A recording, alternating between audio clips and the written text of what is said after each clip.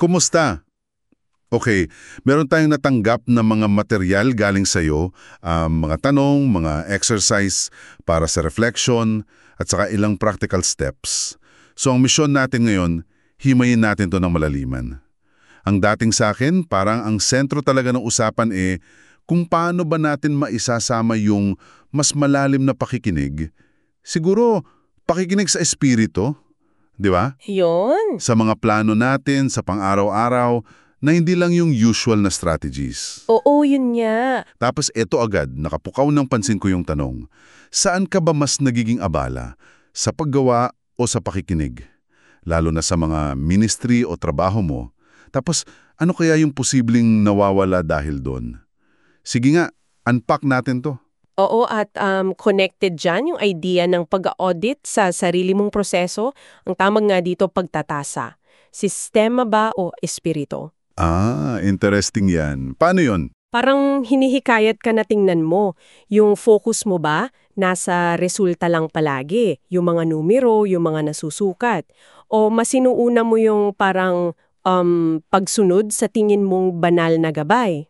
Okay. Tapos yung timing mo, galing lang ba sa kalendaryo? O meron bang puwang para sa mga, alam mo yun, yung mga kusang pagtigil para makinig? Yung tinatawag na pagtigil na pinapatnubayan ng espiritu. Gets ko. Meron pang ang scoring system dito, 1 to 5, para mag-gauge mo kung gaano ka ka-system-driven versus spirit-driven sa isang gawain. Parang self-check talaga. At hindi lang yun, di ba? Hinahamon din ito yung ilang mga paniniwala natin na parang akala natin laging totoo. Yung mga immutable truths daw sa culture natin. Oo, yung mga nakasanayan na. Halimbawa, totoo ba talagang mas maraming events, mas malaki ang impact? Parang automatic yun minsan, di ba? Exactly. O baka kailangan nating i-question yung mga ganong assumptions. Kasi baka dahil sa sobrang focus sa dami, hindi na natin naririnig yung mas tahimik na bulong. Dito nagiging exciting, 'di ba? Oo nga. Tama. Tapos, mahalaga rin yung konsepto ng sadyang paglalaan ng espasyo para sa mga pagtigil na pinapatnubayan ng espiritu. Space for pauses. Oo. Hindi lang to basta pahinga, alam mo, kundi active na pagbibigay daan para pumasok yung mga di mo inaasahan, mga ideya o ibang direksyon. Parang pagiging bukas lang. Parang ganon, may mga suggestion pa nga dito like magkaroon ng no agenda listening circle, basta makikinig lang kayo sa isa't isa at sa espiritu. O kahit simpleng prayer walk lang. Prayer walk. O para makipag-ugnayan habang nasa labas. Oo. Tapos, nabanggit mo rin kanina, yung hospitality. Oo. Hindi lang daw nice to have. Exactly. Isang gawaing theological daw. Malalim yon.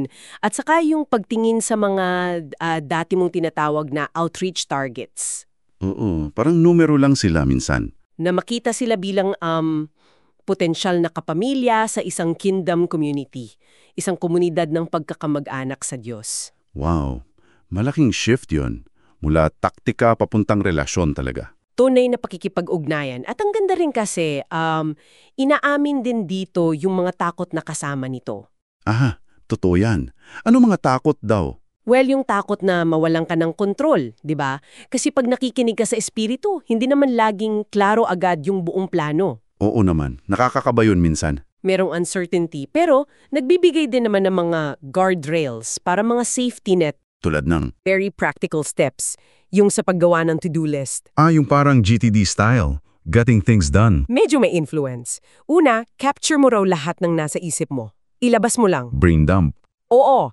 Tapos, pangalawa, linawin mo bawat item, ano ba talaga yung pinakasusunod na physical action, yung next action. Okay, specific dapat. Specific. Tapos, i-organize mo sila by context. Halimbawa, at email, at meeting, at errands. Saka syempre, by priority. Para alam mo kung anong gagawin, depende kung nasaan ka or anong tool mo. Exactly. At pang-apat, super importante daw, yung weekly review.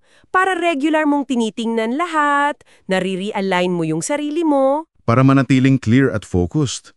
So ano ba ang bottom line ng lahat ng ito? Anong gustong ipahiwatig? Sa tingin ko, ang pangkalahatang imbitasyon dito ay suriin mo, At baka kailangan mong baguhin yung paraan mo ng pagpaplano at pagkilos. Mula sa pagiging system-driven lang. Oo. Mula sa masyadong depende sa sistema at resulta, papunta sa isang approach na mas may, alam mo, mas malalim na pakikinig at pagtugon sa tingin mong banal na gabay. So hindi lang siya tungkol sa efficiency lang. Hindi lang. Parang kung i-connect natin sa bigger picture, hindi lang to para maging mas effective ka sa usual na sukat. Tungkol to sa pag-align ng ginagawa mo sa isang mas malalim na purpose o inspirasyon. Siguro galing sa espiritu. Pag-align sa mas mataas na layunin. Oo.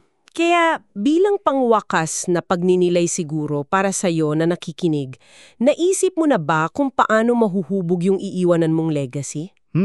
Mas mabubuo kaya yon sa mga moments ng time team mong pakikinig at pagsunod sa espiritu? O dun sa mga pinakintab mong presentations at detalyadong plano? Malaking tanong yan. At handa ka na bang bitawan yung ilang nakasanayan mong pagtingin sa success o growth para yung misyon mo mas maging wangis ng isang kingdom, isang pamilya, kaysa isang imperyo na focus lang sa pagpapalaki? Kingdom versus empire. Powerful contrast. Oo, isang bagay na pwede mong pag-isipan at pagbulay-bulayan.